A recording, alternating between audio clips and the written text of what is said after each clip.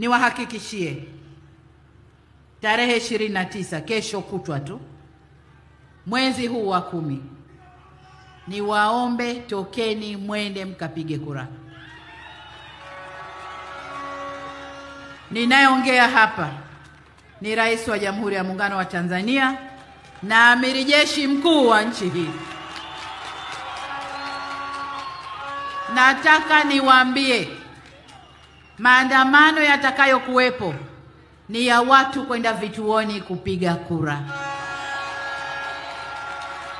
Hakuna maandamano mengine yatakuwepo hapa.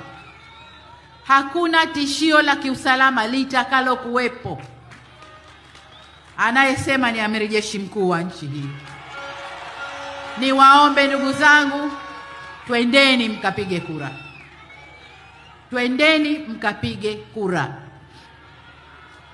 Baba, ukitoka hakikisha umetoka na familia, umekwenda kupiga kura.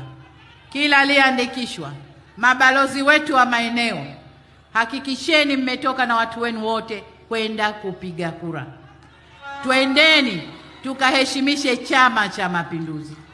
Twendeni tukaiheshimishe Tanzania. Tukapige kura kwa usalama, turudi kwa usalama.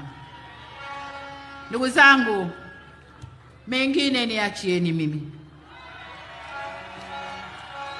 Matusi niachieni mimi. Na yabeba kwa niaba yenu. Manabii wetu, Bwana Yesu alisulubiwa kwa kukomboa watu kwa amri ya Mungu, lakini alikuwa anafanya kazi ya watu. Nabii Muhammad alipigwa mpaka akatolewa meno kwa kufanya kazi ya